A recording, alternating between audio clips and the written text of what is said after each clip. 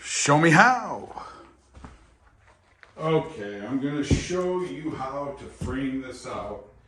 I'm sorry it's gonna have to be edited a lot because this is not that easy of a task. The beauty of framing is always, it's not a lot of money in materials. Drywall studs, a couple fasteners if need be. So I just wanted to show you this. This was the power coming in. Obviously you have to disconnect this, okay? Get it out of your way. I may have to pull it through this stud, but it's nice I could run it into this wall. It could be a three-way switch for the hallway and go into the back door. So that's groovy, and then of course you're gonna wanna pull power off of here. These switches were running these can lights that I don't know if you can see, but there's two old dated 80s can lights up in the ceiling here, okay? So what I'm gonna do is run this wall continuing through here at an angle. So this has gotta come out. All of this is gonna come out. So I can continue the wall over to this point, and then the hallway will flow at an even symmetrical width. So I thought again I would start this video here just to let you know what I've done. So I've taken out one stud here, and all of the wiring was coming through here into this box. And this is definitely a lot of switches. I don't know, a lot of switches, there's two switches. There's a lot of wires going into here. I don't know what's hot, what's not, but I only turned off one breaker, so I'm assuming this is the lead in. Why there's this many wires in here, it could be because of what I told you earlier over here.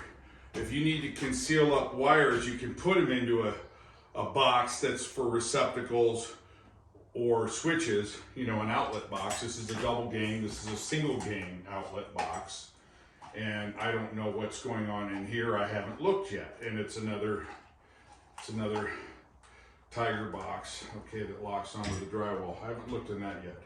So the main focus is to get this laid out. The other thing I wanted to show you real quick is I took that level and I made my plumb points here to cut out the ceiling, because what I'm gonna do is cut out the ceiling so I can slip up the top plate and I don't have to do a bunch of extra drywall or try to minimize it, okay?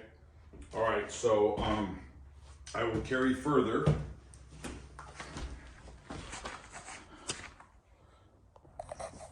Show me how. Okay, I'm just gonna show you another scenario, which is what I call dirty hands.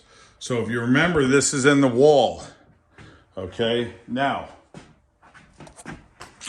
let me see if I can get you something here. Don't go anywhere. Let me see if I can find it. Where is it? Okay, here we go.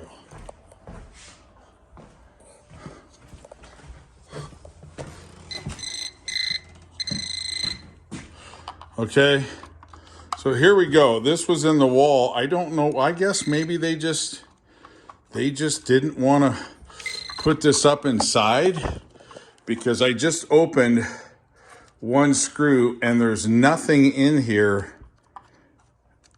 to my knowledge, that's hot. But maybe I should turn the power back on just to make sure. All right, let's see if we got juice. See if this thing's working.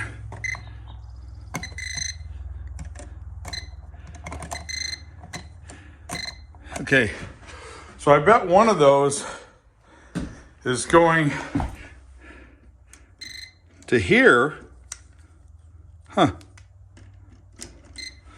Wonder if my power is dead. Interesting. This thing may not be working.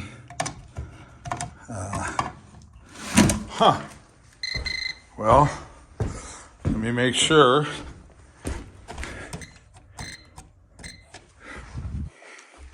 So one of these are hot.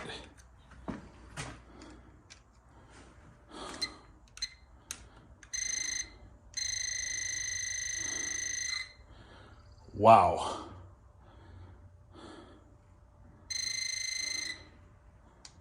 So that's the lead in. Not here. Okay? But still.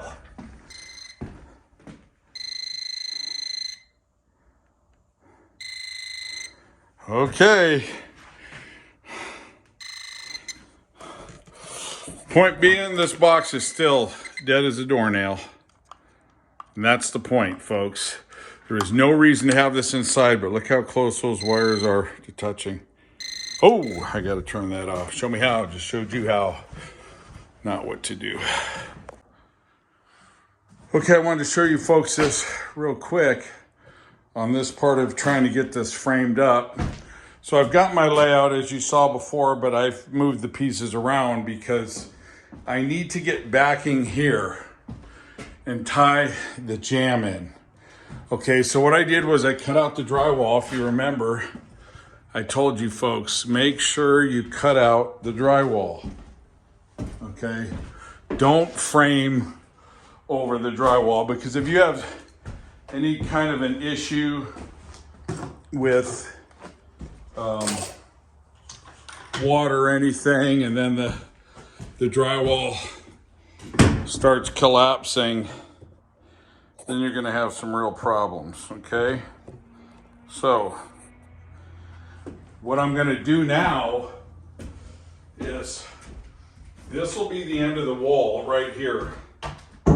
Okay, on this portion of the wall. And there's a concept called the California jamb. And what you do is you will fasten this in. All right. This will go inside this wall. Okay, you'll straighten it out, you'll nail it down. Then this stud will tie into this. It'll have something to back up to. Also, you'll have backing for this a little bit. And if you need more fine, you can pull this over a hair. Okay, a sliver. And then you'll have backing on this side for the sheetrock. But most importantly, you're going to be backing for this wall so you can tie them together. Okay? And again, the way I learned a long time ago when I was in the Carpenters Union in California is that something's hanging that up. It's called the California jamb. I don't know if they're the ones that in engineering,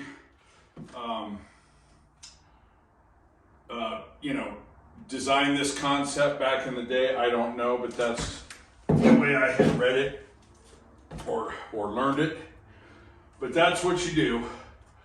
And so obviously you'll do that on the other side, okay? And then I will continue on showing you other things. Okay, carrying on here, you can see what I did. I hung a chalk line, and then I came up here and I snapped my lines for the top that are plumb with the bottom. Now I use this kind of a level, which is great, by the way, but obviously you don't have to use one. Okay, let me see if I can get this for you set up, okay? And what happens is, bear with me. What happens is it has this extension so you can expand it so it's tight with where you're going to put your mark up top. Now, if you don't use this type of a setup, you use a regular level, and then as I mentioned before, you just put your stud to it, clamp it, and then mark up top. And anyways, that's what I did. So I'm going to cut the drywall out. This is the inside. These chalk lines are in the inside, so I have to come over a good 3 3/4, 4 inch. And then when I cut this chalk line, I'm going to burn the line because I want the stud, the top plate, to fit up inside the sheetrock like this here. And it will be a double plate. This is what we talk about when you're going to pack a corner. So I've put this end piece on, and then backing for the wall that ties in here. It's working out really clean. Okay, and then you've got your setback for your 1/2-inch sheetrock. And these are the necessities, these are the important aspects of remodel, which is why remodel is much more difficult than new construction. Okay, here's a drywall. See how flush that's gonna get? All right, and that's, you know, that's with a broken piece of sheetrock, and then that just gets taped. Super clean, okay?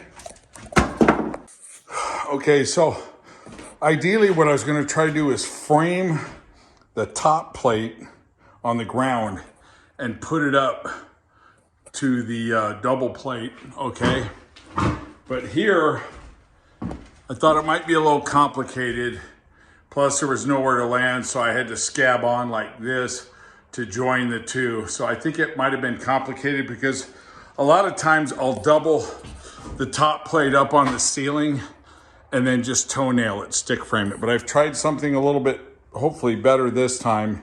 I'm gonna stand this wall and see if it goes down, okay? Okay, folks, I thought I would take you from the outside in